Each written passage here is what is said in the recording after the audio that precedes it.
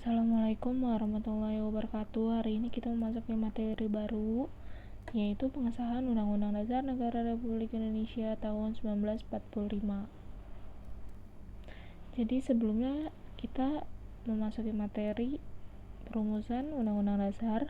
Jadi dari perumusan itu tidak langsung disahkan, akan tetapi melewati beberapa proses, yaitu sehari setelah Proklamasi Kemerdekaan Indonesia (PPKI) atau yang biasa disebut Panitia Persiapan Kemerdekaan Indonesia menggantikan BPUPKI melaksanakan sidang pada tanggal 18 Agustus 1945.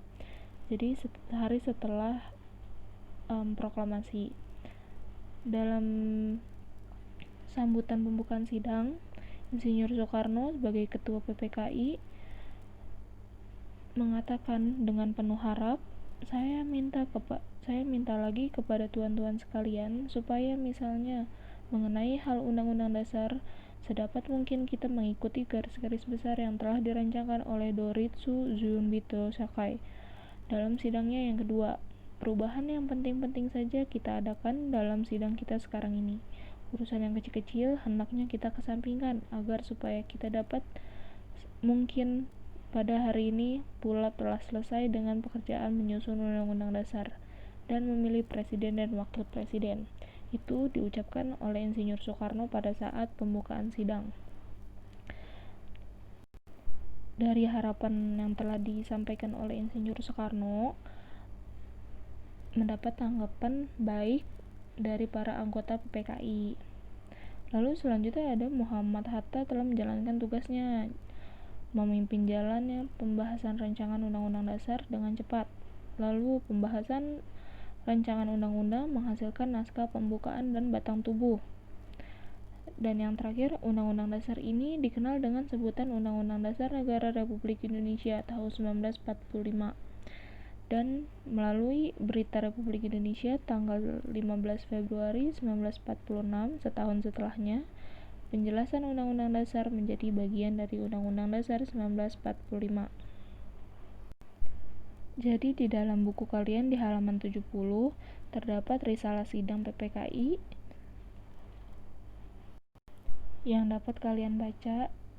Lalu kita memasuki subbab selanjutnya. Persidangan PPKI tanggal 18 Agustus 1945 menghasilkan keputusan yang pertama mengesahkan Undang-Undang Dasar 1945, yang kedua menetapkan Insinyur Soekarno sebagai presiden dan Dr. Andes Muhammad Hatta sebagai wakil presiden Republik Indonesia, yang terakhir membentuk Komite Nasional Indonesia Pusat.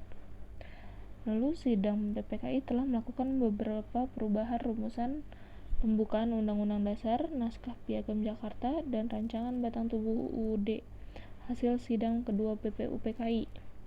Dan ini ada 4 perubahan yang disepakati, antara lain yang pertama kata muqaddimah diganti dengan kata pembukaan, yang kedua sila pertama yaitu ketuhanan dengan kewajiban menjalankan syariat Islam bagi pemeluk-pemeluknya diganti menjadi rumusan ketuhanan yang Maha Esa. Yang ketiga, perubahan pasal 6 Undang-Undang Dasar yang berbunyi presiden ialah orang Indonesia asli yang beragama Islam menjadi presiden ialah orang Indonesia asli. Dan yang terakhir, pasal 28 Undang-Undang Dasar 1945 yang berbunyi negara berdasar atas ketuhanan dengan kewajiban menjalankan syariat Islam bagi pemeluk-pemeluknya diganti menjadi pasal 29 Undang-Undang Dasar 1945 yang berbunyi negara berdasar atas ketuhanan yang Maha Esa. Jadi dari 4 ini sebenarnya saling berkaitan karena dimulai dari kata muqaddimah. Muqaddimah itu diambil dalam bahasa Arab karena dalam sila pertama itu kan ketuhanan dengan kewajiban menjalankan syariat Islam, sedangkan Indonesia sendiri memiliki 6 agama, tidak hanya Islam. Maka dari 4 ini sebenarnya saling berhubungan karena terlalu menjorok ke dalam Islam, sedangkan Indonesia tidak hanya beragama Islam, seperti itu.